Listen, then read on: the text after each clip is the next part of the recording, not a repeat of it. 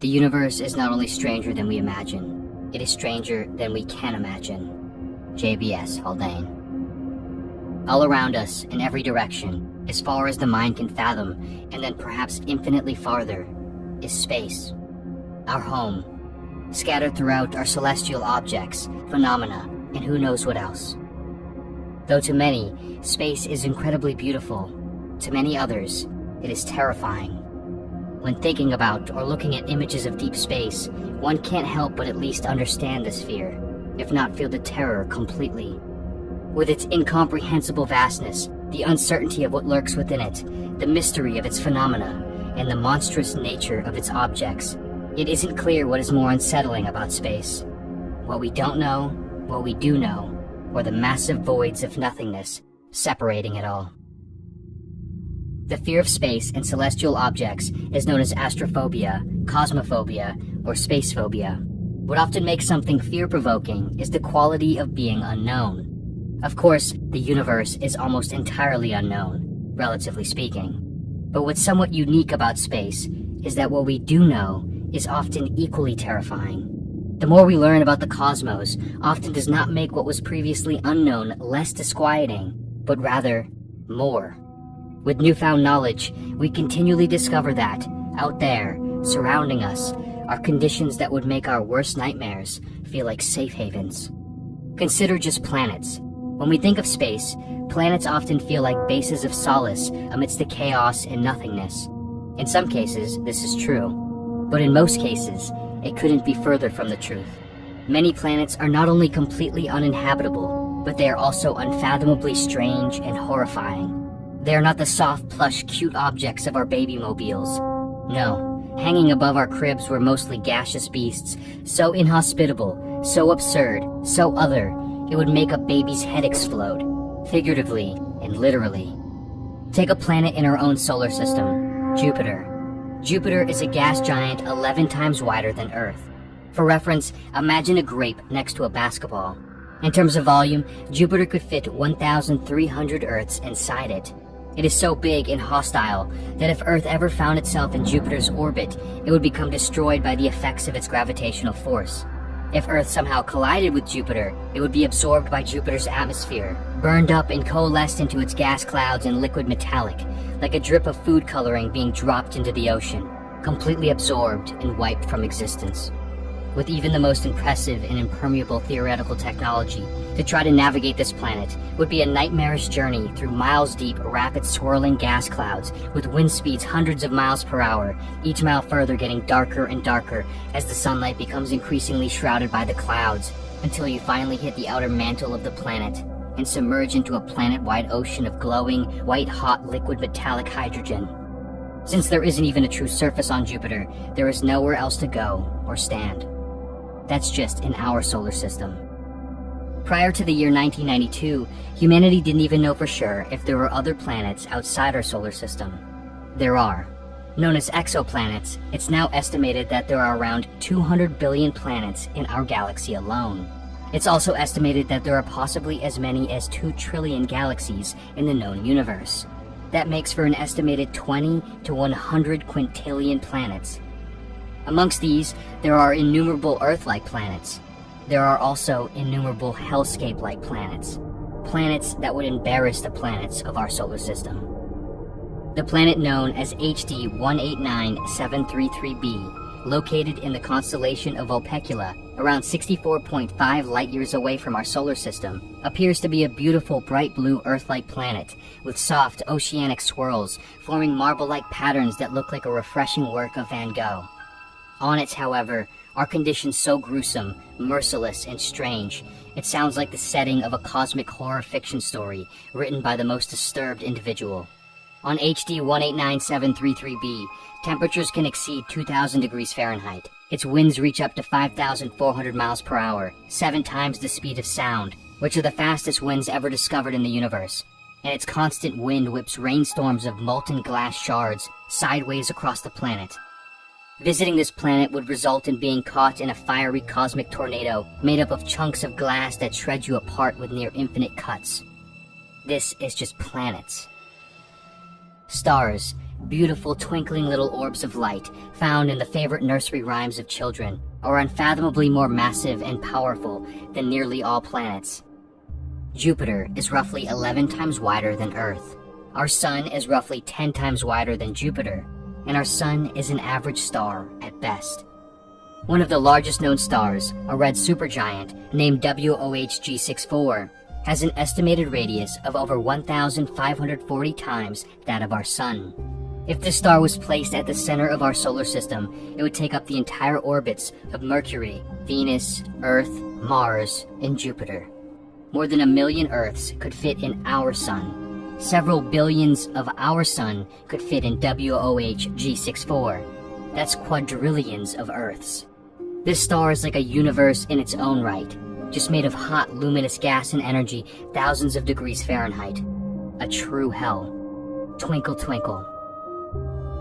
When massive stars like WOHG64 die, they form even stranger, larger, more powerful and ominous entities.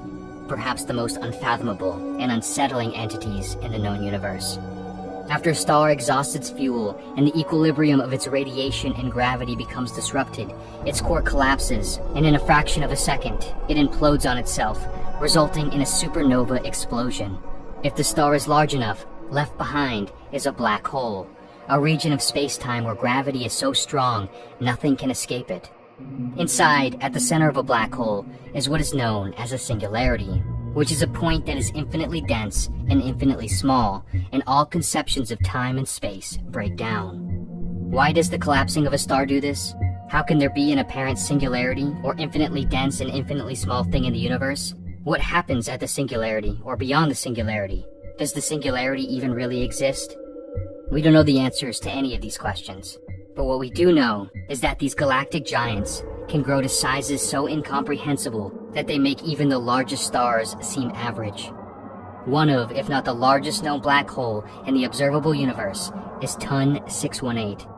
This black hole is at least 240 billion miles in diameter, and likely much bigger since it is still and continually growing.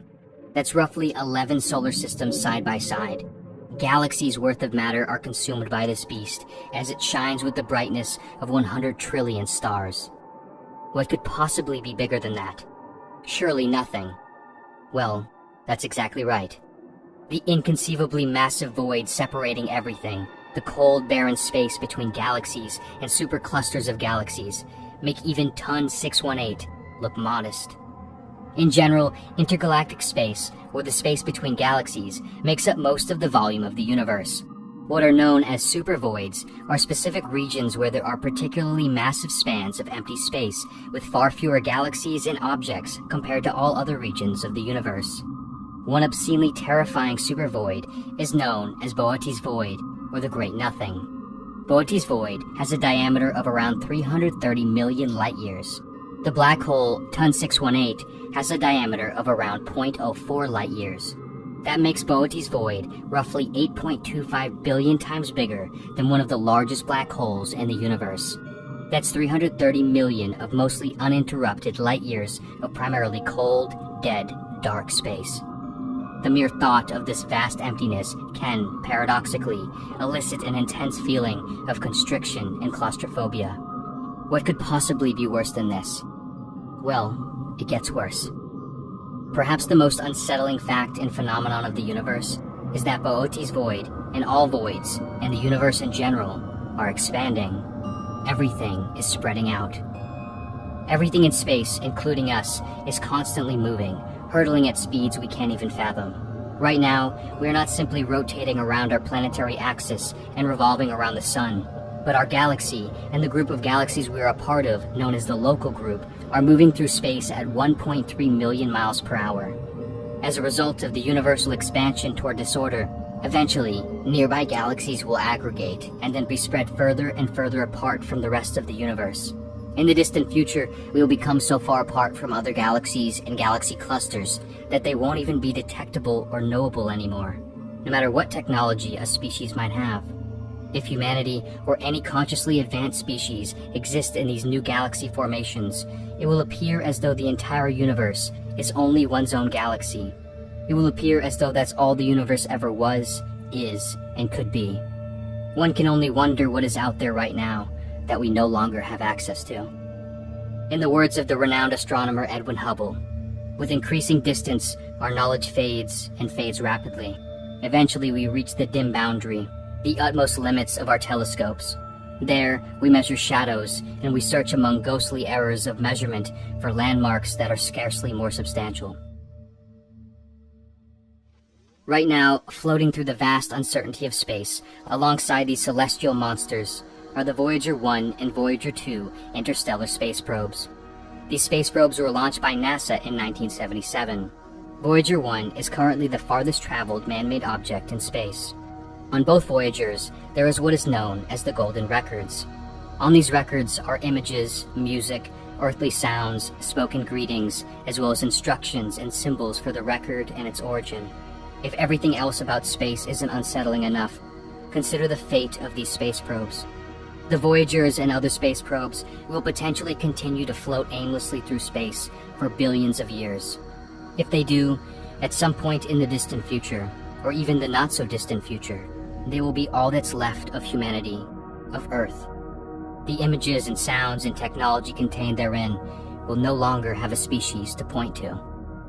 Even if, rather, in the theoretically seeming best of cases, humanity makes it the whole distance alongside these space probes, figuratively speaking, these space probes will still eventually dissolve away. And so too will humanity. So too will everything. Though we can never be certain of how everything will go, it would appear that the universe itself will reach its ultimate end. All energy is limited. Everything is decaying. The voids are growing, and one final void will consume all things forever. In the words of the author H.P. Lovecraft, the most merciful thing in the world, I think, is the inability of the human mind to correlate all its contents. We live on a placid island of ignorance in the midst of black seas of infinity, and it was not meant that we should voyage far. The sciences, each straining in its own direction, have hitherto harmed us little, but someday the piecing together of disassociated knowledge will open up such terrifying vistas of reality and our frightful position therein, that we shall either go mad from the revelation or flee from the deadly light into the peace and safety of a new dark age. This passage was written by Lovecraft in 1928, around 100 years ago. In some ways, one could argue that those terrifying vistas of reality are now open for many of us. The progression of humanity's sciences, technologies, and awareness has revealed a vast, terrifying, and indifferent universe, of which we are inescapably a part of. The fear of space is not totally irrational. In many ways, it is fully justified. But the best way to deal with certain fears, sometimes, is exposure. Exposure to the object of the phobia, so that one can see that, although terrifying, it is not as dangerous as it appears. Look up. Look at the unending space of burning balls of fire and planets of gas and molten liquid. Look at the unending expanding void. Here you are, alive on a planet that doesn't swallow you up and rip you apart, that doesn't send glass shards through your skin or burn you alive. You are at a place in the cosmos, positioned just right, at just the right time, that's just the right size, for life to emerge, to evolve, and to create you, to allow you to know you exist, to feel love, happiness, pleasure, pain, fear. To be afraid is a kind of blessing. From this planet, you can watch as you rotate away from one of the most powerful phenomena in the cosmos. You can watch the sun as it sets, and see and feel so much beauty that it can make your eyes welt up with wonder and appreciation. That object would kill you from a different distance, but it gives you life from this distance. Rides are fun because they're scary, and for whatever reason, this ride is still going. Open your eyes, put your hands up, scream if you have to, and enjoy the fear while you can still feel it.